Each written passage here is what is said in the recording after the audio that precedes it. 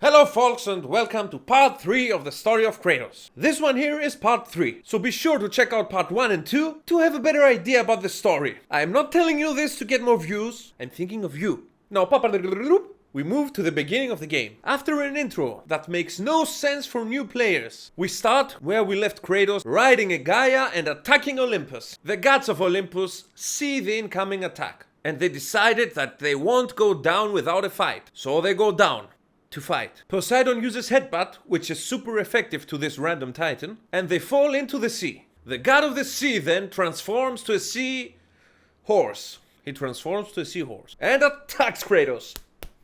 Kratos fights back, but the problem is you can't cut water with a knife, so he uses his hands. He grabs Poseidon, and after a beating similar to the beating I give my alarm clock every morning, Kratos pokes his eyes out, depriving the god of the sea the ability to see. Then he throws him into the sea, and we never see Poseidon again. Now the reason the ocean rises, even though Poseidon, the god of the sea, is dead, is really beyond me. But come on, let's be real, this is God of War. If you watch the other two videos, you know this would make no sense, okay? Poseidon is dead, and the assault on Olympus goes on and on and on and on. Goes on and on and on and on, on and on and on and on. And Kratos meets face to face with Papa Zeus. Papa Zeus is not very happy with the attack on Olympus, and he throws Kratos and Gaia off the cliff using Thunderbolt. Why are the gods using Pokemon attacks?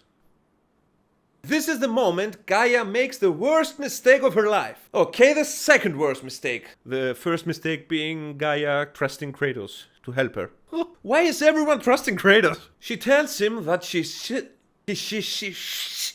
tells him that she only used him so the Titans can have their revenge on Olympus. This makes Kratos mad, even though he's all the time mad, basically. And he falls down to the underworld. Again. And now that I think of it, with so many comes and goes Kratos head down there, it's pretty clear that the underworld has some issues guarding its borders. I mean, if everyone comes and goes out and in of the underworld, something is not working right. Right? I really start to believe it's not this Hades responsible down here, but this one.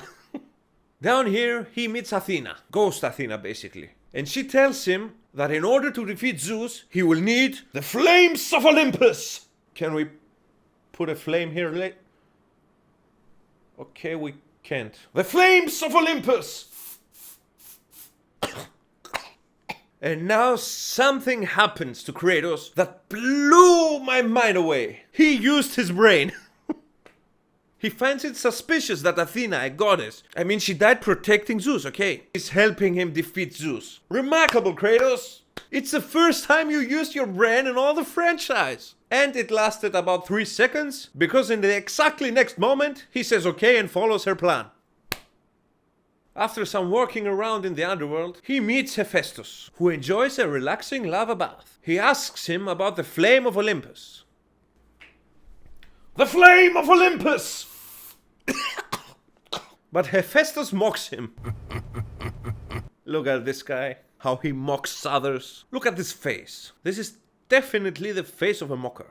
Kratos and his beard, angry as always, turn their back and walk away. A little bit further down, Kratos meets Pandora. Basically, he meets a hologram message from Pandora, the same message Princess Leia used in Star Wars. She asks him, she begs him basically to save her. And Kratos, being Kratos, moves along. He enters the palace of Hades and to no one's surprise meets Hades.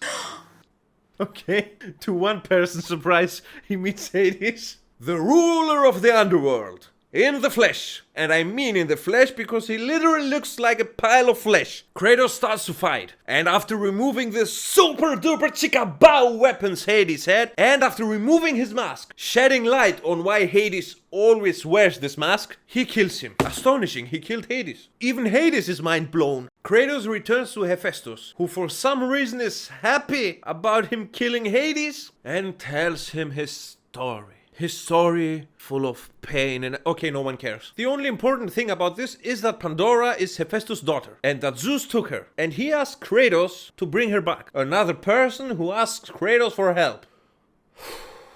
Kratos leaves the underworld again and reaches the city of Olympia. Now what does he find on Olympia? This is a surprise. It's Gaia, seriously injured. She turns to Kratos and asks for his help. But out of nowhere, Helios attacks. But Kratos manages to take him down with a Scorpio. And random Titan number 2 throws him away. Not snapping his neck, not eating him, he just throws him away.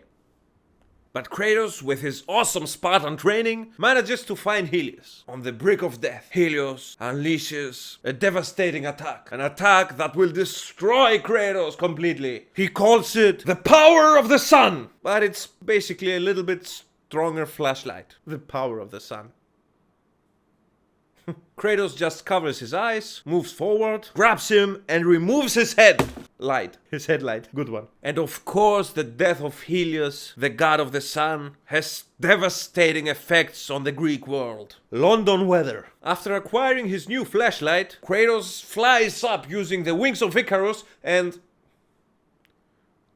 Couldn't he do that from the beginning? Oh, no. Concentrate. Let's move on with the story. It's stupid, I know. Let's forget about it. He flies to the top and he finds Pandora's box, surrounded from the flames of Olympus.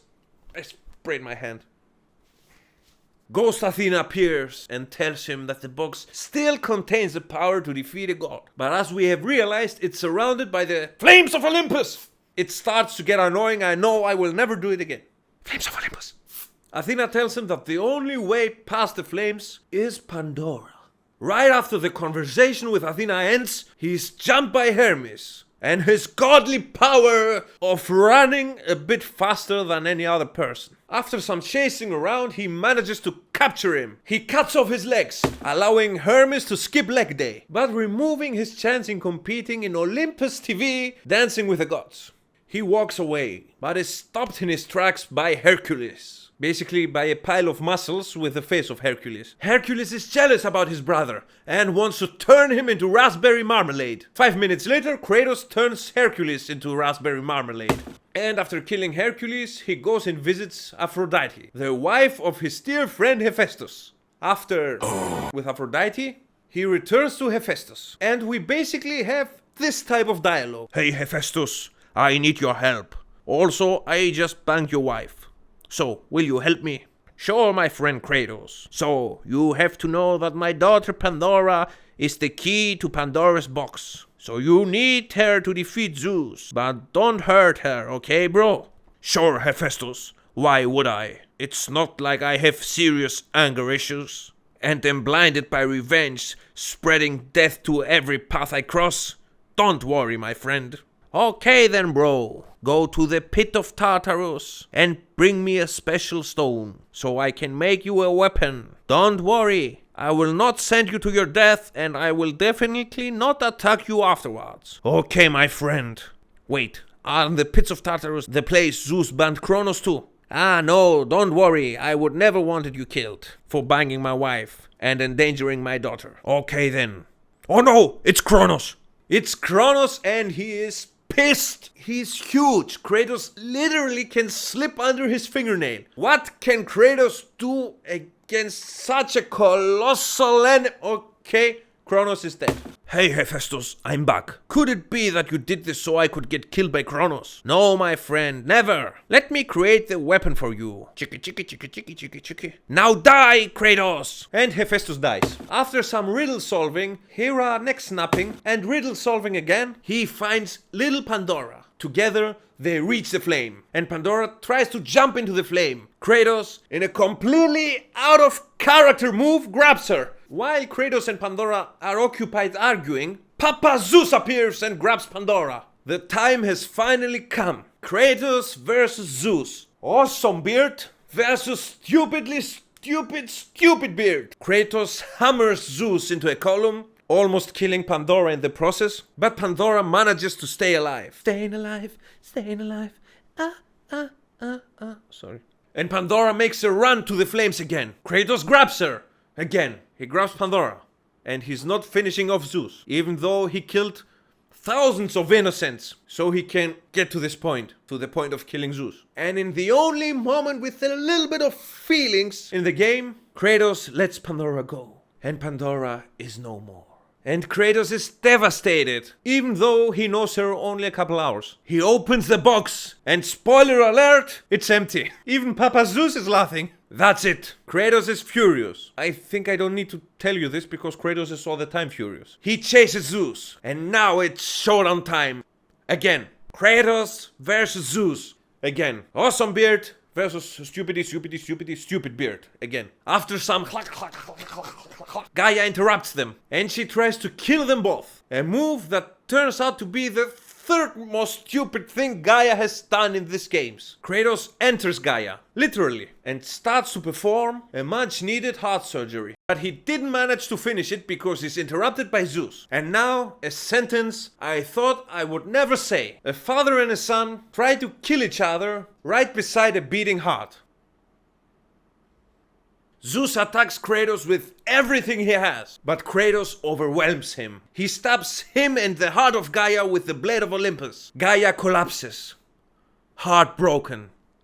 Kratos, who thought he had won, turns around, but is attacked by Ghost Zeus. Kratos, have you not seen Ghost Athena? How could you forget that there might be a Ghost Zeus? And now I'm asking, why there is no Ghost Poseidon, Ghost Hades, Ghost Ares, Ghost Hephaestus, Ghost Kronos, Ghost Gaia, Ghost Helios, Ghost everyone he killed in these games. Ghost Zeus attacks him and sends him to the dark world, and showing him all his atrocities to torture him. Something he should realize wouldn't exactly kill Kratos. And what doesn't kill Kratos only makes him angrier. He escapes the dark world Zeus has created and returns to the dark world he has created. Angrier than ever. Basically angry as ever. Kratos unleashes hell upon Ghost Papa Zeus, sending him back to his body. Ghost Papa Zeus, now Papa Zeus again, is done for. Kratos punches him so hard in the face, he breaks his nose, his cheekbones, his jaw, his skull, his dreams, his promises, and my controller from button mashing all the time. With Zeus dead, Kratos takes a look at the devastated Greek world below him. It's the world he is responsible for.